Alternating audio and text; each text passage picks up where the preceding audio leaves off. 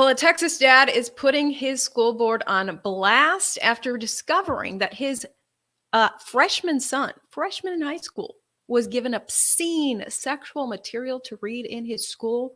You can see behind me, the governor got involved. Governor Greg Abbott of Texas now responding. And this dad, I've got video of him calling out the school board, but he didn't just do that. He's now leading the charge on a broad investigation, learning that it's not just his school and it's not just his school district.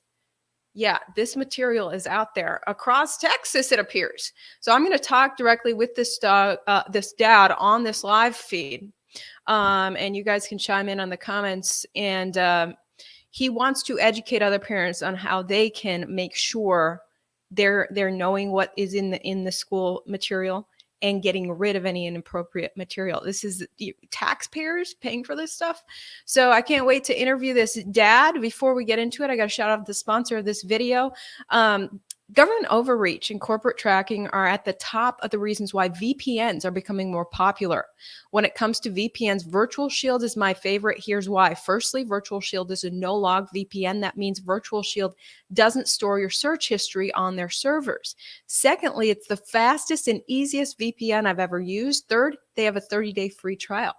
If you want to stay anonymous online, you'll love Virtual Shield. This Black Friday, you can try Virtual Shield for 30 days free plus 50% off for life. If you hurry, go to virtualshield.com/ivory or click the link below in the description to start your free trial today. With that being said, let me bring up Josh Posey. Thank you so much for joining me. Yeah, thanks for having me, Ivory. Wow, your story is so interesting and alarming. And you in the school board meeting, you read some of the material. It's very obscene, and just to let the public know, like, this is what I guess 14-year-olds are being told to read. So start from the beginning. This is, first of all, this is Waller Independent School District in Texas, and That's right. Take me through what happened with your son and how you found out about this. Sure. First, Waller is a tiny little community outside of Houston. It's mostly farm and ranch area. It's going to be a suburb in the next 10 years of Houston, but right now they still have large ranches and cattle and cornfields everywhere. The school district is only 8,200 people for Waller ISD, and which is the largest it's ever been. And in the whole county, there's probably 43,000 people. So we're not talking about a major metroplex area. When we heard about these kinds of things in schools previously, we think, oh man, the big cities, New York, LA, Houston, Dallas, that affects them. We're small town conservatives. We don't have to worry about this. But in reality, as we start to find out, it's everywhere, even a little podunkville like Waller. So in August, my son starts school. We had previously investigated some of his teachers to find out, who they are that is going to instruct our kids. And we knew some of the backgrounds of them. We knew, for example, that this ELA teacher that he had, leanings that may not agree with us. And we're totally cool with that. We just move forward with the knowledge that she has that. Then he comes home from school and he tells us, oh, yeah, in class, we were in small groups and we read for 45 minutes. And I think, well, it's language class, so maybe reading is a good way to waste your first day. But what'd you read? And he says, oh, well, I read, this book. I really didn't like it. It was about some African kid who gets beat up by the police. So, well, that's really weird. What else did you read? And so as we go through the week and we have him bring these books home and give us the titles of what he's reading, we start to find that there's some very alarming things being brought up in these books. So we ended up getting a list of all the books available in his class, which was a private library in his classroom from the teacher. And we started to cross-reference all of those books starting in August and work our way through them to find out what is in this material that the teacher is asking them to read. And for the first 2 weeks of school, they spent 45 minutes a day, all class period, all week long, digging through these books. And if you didn't like it, she said, oh, here, put it down, try this one. And she would hand you a different one. But they all had a very similar theme. And many of them are just laden with this perverse material, crazy language, drug use. And as I highlight in this video, a couple of them have some extremely shocking things in them. So as we find out about the books in the personal library in the class, we said, okay, if they're here, where else might they be? So we started to look in the library, and I'll tell you what, we have cross-referenced almost 850 books from a list that was put together by a Representative Krause out of Fort Worth in Texas. And out of those 850 books that he's red flagged for similar material, we have found hundreds of books that are on our shelves in our library. And their published dates are anywhere from 2005 to 2021. So it's not like one teacher at one point in some time made one order and dropped this book on a shelf. This is something that's been happening year after year after year, and nobody's been paying attention to it. We just happen to be the ones that came across it. Yeah. The crazy thing is to think how much taxpayer money has been spent on something that's blatantly inappropriate. And as I point out in the video, our kids just went through a state-required sexual assault and domestic violence training. And I asked the question, is this material in line with what y'all are teaching these kids in class? Is it contradictory? What is the deal with that? What about your sexual harassment policy? How do you put these two together and say, all right, you can't be sexually harassing people, but you can read about it in a book? And then also the student code of conduct. These kids are not allowed to speak the words that are in these books, much less enact a scenario in real life. And yet the school is just happy to buy it and give them this fantasy to let them read off the shelf. It's almost insane. Right. Yeah, it's kind of horrifying to watch. So I want to show you a little bit of the video. Hopefully you can hear this okay, because I think the audio's a little bit low. Audio's terrible. The audio's a little bit low, but here it is. The tightness of her vagina was more deep there. His soul seemed to slip down his guts and fly out into her. Then the gigantic thrust he made into her then provoked the only sound she made. Removing himself from her was so painful to him, he cut it short and snatched his genital out of the dry harbor of her vagina. She appeared to have fainted. Yeah, I don't know if you guys can hear that, but yeah, so you're reading just a little bit of that, and it's graphic details of a sexual encounter. That is from The Bluest Eye by Toni Morrison. If anybody out there wants to look it up, pages 162 and 163. You don't have to go too far. What's the name of the book again? The Bluest Eye. Blue, the color, The Bluest Eye. Okay, and viewers are saying they couldn't hear that audio. That's probably for the best, because YouTube would probably flag it. It's probably the only reason it's still up there on YouTube is because the audio is so bad, because this is some graphic reading material about people's body parts and about kind of bad sexual situations. So you know what's worse about that is that specific scenario is about an adult doing that to an 11-year-old girl. Oh my word. Yeah. That's pretty horrible. It's terrible.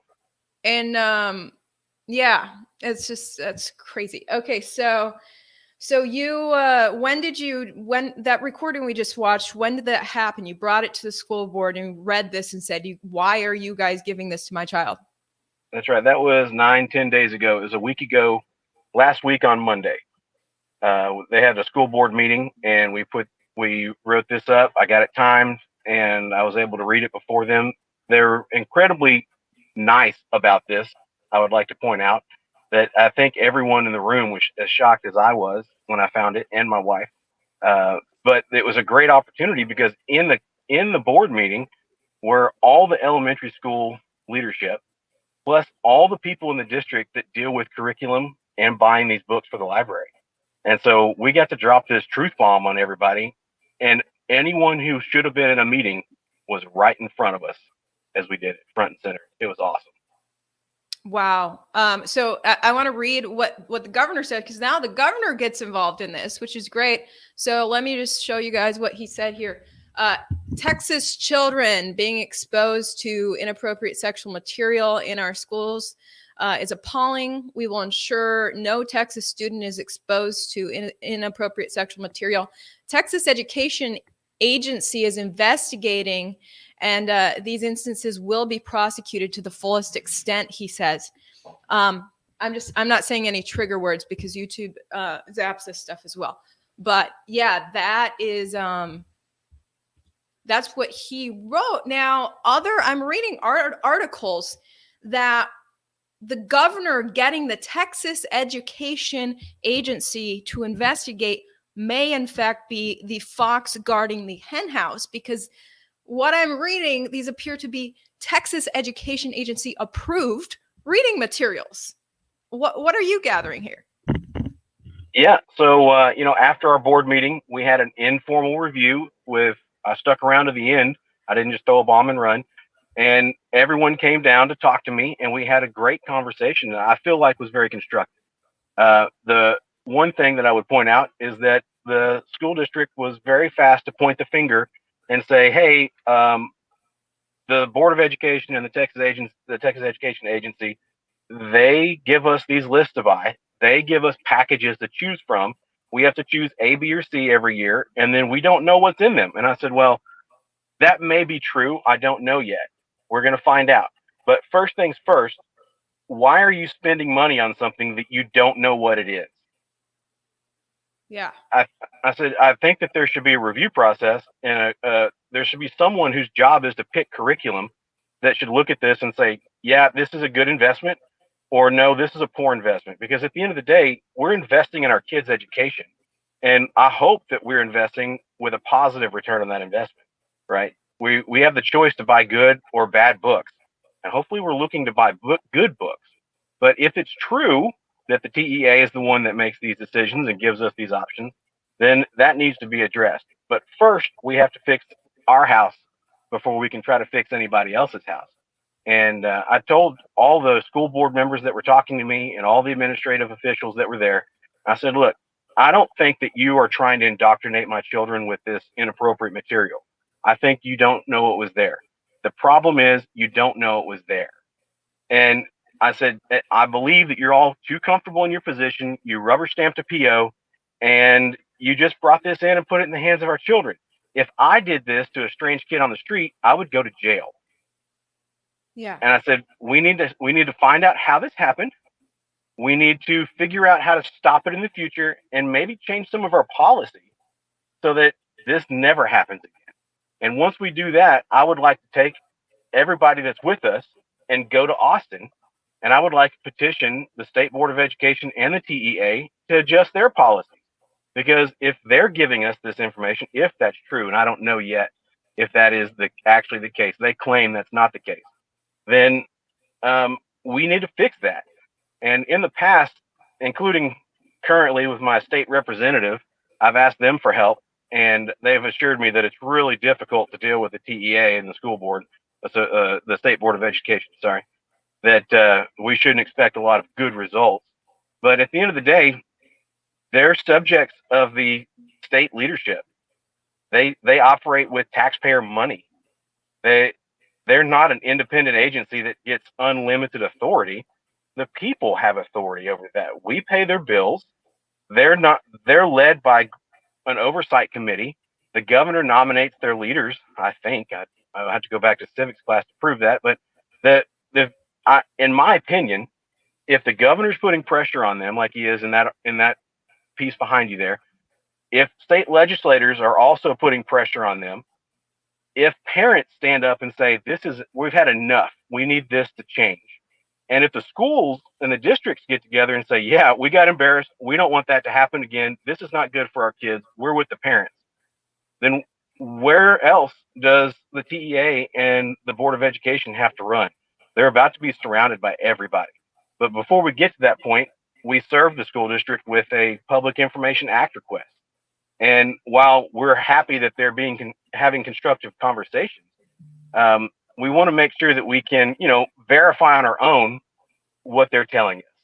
And so we found a tool that's pretty much a FOIA request for public organizations in Texas. I don't know if it's outside of Texas. I just found out about it. But you can submit a Public Information Act request to your school, and they literally have 10 days to give you a response. And there's only a small list of things that they can't give you, like credit card numbers and social security numbers or pictures of police officers. So we didn't ask for any of that. We asked for the original PO. I said, here's a book, here's the ISBN number, and here's some other identifying number off the back of it from your tag. I would like you to give me the original purchase order for this book. With that, I want to make sure that I have the name and the title of the person who authorized this PO. I also want to know what part of the budget was used to pay for this PO. Did it come out of a language arts department? Did it come from the general library? Was there a grant given to the school and this was purchased out of that grant money? I want to know what part of the budget was used to pay for it. And in addition to that, I want to see the original shipping manifest for every book that showed up in the same shipment. If this was a package, I want to know, was it a themed package? Are there other books of similar content that arrived with it? Or was this an isolated event that was just slipped into a bigger package? And today is day 9, but the district has told me that by the end of today, they believe they will be able to give me the results of my request. Now, I'm skeptical, but I'm hopeful because you know what? They're closed next week, Thanksgiving. So if they don't make it by the end of the day today, then I have to wait a whole nother week before we can get the information that we've asked for. But once we get it, we're going to review it, and it's going to lead to another public information request because we're going to say, all right, now that we have a person, now that we have a PO, I want to know what procedure was followed to order this. I want all the written correspondence. I want the notes. I want anybody who reviewed this. I want everything, digital, handwritten, anything. I want you to produce that so that I can review it and see why this book was chosen. And if none of that took place and nothing was reviewed, then we have a great case to say, now we get to make a new policy. And we have some drafts that we're working on that we would like to propose to change school policy in the aftermath of all of this. Because we are serious. Yeah, we don't want this to happen again. Yeah. And now you're encouraging, I mean, I don't know if directly or indirectly, you're getting other parents involved. I'm reading this article from just a couple days ago. Katy Independent School District, which is another suburb of Houston. It says Katy parents want book audit of district's libraries after claiming they found inappropriate sexual material. One by one, half a dozen mothers and grandmothers stood before the Katy ISD school board Monday night reading sexually explicit passages aloud. One woman announced she had never used the F word until her presentation. This is from ABC 13 Houston. So, that's right. And there's communication between groups as well. We started this in August, and we are foundational members of a group called Waller County Patriots. Katy ISD is actually partially in Waller County as well. It's a huge county. We have 4 school districts in our county. We have people in our Waller County Patriot group that are involved in every one of those school districts. And so as we uncover this, we are communicating with other groups and asking them to, look at their end. And as we find things, we want to share information because at the end of the day, we're not on an island. What happens in our world is probably also happening in another world. And so as we cover the same ground, we don't want to have to redo all the work and reinvent the wheel. And we're hopeful that we can pioneer this process through these Public Information Act requests, teach that to these other districts around us, what our successes were, and expedite the process of, number 1, rooting out these crazy materials, and number 2, preventing the school districts from wasting our money on it again. And once we fix our house, and once we help the neighbors fix their houses, we want to all unite and go to Austin and work with the state government to fix that house. And in step with that, on December 14th, we're actually putting on a public forum to address this in our community because we're such a huge community that we don't see everybody all the time because we're busy working and doing farm stuff. We have rented a hall in town. We have myself going to speak and 2 other guest speakers. One of them is a Cy-Fair school board member who just won a school board seat against a 21-year veteran. And he's a parent. He's never run for school board before. He took on this behemoth in like the number 3 largest school district in the country and won. And he was one of 3 people that did that. They had 3 people from their parent organization get on the school board in Cy-Fair. he's going to come out and talk about taking action in your community, getting involved in local things like school boards and what it takes to be victorious in that, and how average Joes can take back the reins. And then we have this representative, Matt Krause, out of Fort Worth, who put together this 850 book list that he's been asking districts about. He's going to come down, and he's a constitutional attorney. He's also running for attorney general here in Texas, and he's going to discuss how did he select these books for this list? Why are they significant? What does it mean to have them, right? And then yeah. When and where can go people ahead. see this? When and where can people see this discussion? WallerCountyPatriots.com is our website. We have a Facebook page. We have a Telegram for whenever Facebook shuts us down, and we're going to be promoting this thing like crazy. Hopefully, we can get our community show up and have 300 people come talk to us and hear what we have to say about it. Because the more we can teach people what the tools are available to get to the bottom of this, the more we can prevent this in the future. Okay, there, I brought it up on the screen. Can you see that? Yeah. Hope I got that right. Yeah. So, yeah, it's like, okay, so what are they being educated about? How is this education material? Yeah. Well, the first thing you have to do, and an adult and an 11-year-old. Yeah, that's a valid question, right? How is this material educational? I don't know. So that's there's rape. I mean, that's the rape of an 11-year-old, and it's being read like it's this good thing. One of the other issues that I've touched on in my 3 minutes was what happens when a student who is the victim of a sexual assault reads something like this. Unfortunately, abuse and assault happen in our society, and when someone who has survived that, and maybe no one even knows about it, goes to school and is handed a book that and no one ever talks about that being in the book, and they just read across it, and now all the students start whispering about it because now they've just read something naughty and everyone wants to talk about it. What happens to the student that has to continue to relive that over and over and over again? As adults, we have a problem reading that. Now imagine being a child who hasn't been able to properly work through those kinds of issues and just have that dropped in your lap, and you have to act like everything is normal even though you've just been exposed to this a second time. Yeah, that's crazy. That is. Well, it's wonderful to see you taking this aggressive action and really investigating and like going down to the details. So keep me updated on what you get out of this. I'm sure my viewers will want to know. And yeah, I'm people are commenting and asking you questions now. What's Josh's view on the Virginia professor who normalized pedophilia? Are you familiar? I am familiar with that, and I've seen the video, and I don't know if I'm going to have a lot of comment on that. I think there's not a radical point to take on that. Normalizing something that is blatantly destructive is not good. Yeah. So, but that's, I could spend 15 minutes on this. Yeah. Protect our kids. Let's not normalize things like that. So I'm grateful that that's what you're doing. And I'm not a parent yet, but I'm like homeschool all the way.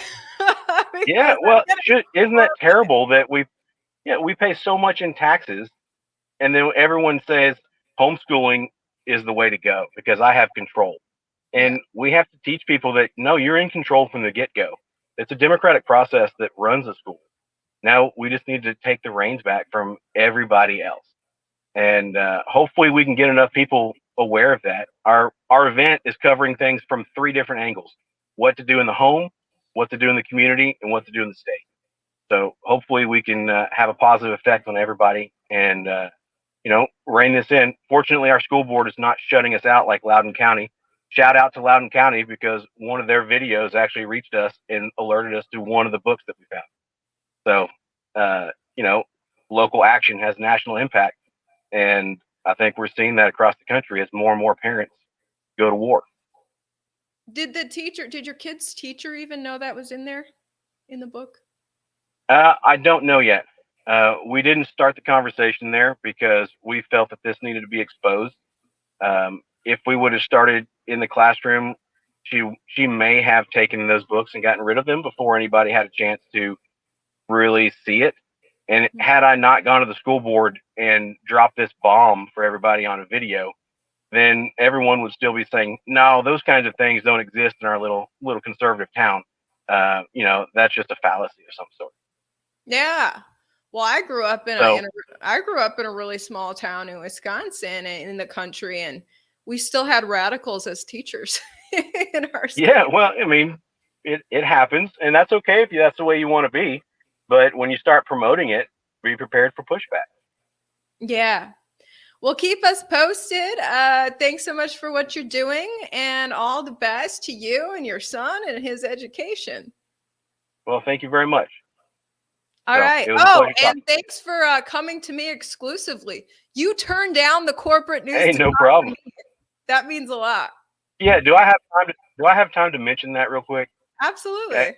Please do. Well, we were approached by some branded media here in Houston, and they wanted to do an exclusive interview. In fact, they called my work phone, they called my personal phone, and they said, "We want to talk to you. You're making the rounds." And I said, "Oh, who are you with?" And they said, "Oh, I'm with this group." I said, "Okay, I'm not interested. No, thank you." And they said, "Well, why not?" I said, "Well, because I don't trust that you're going to tell the truth."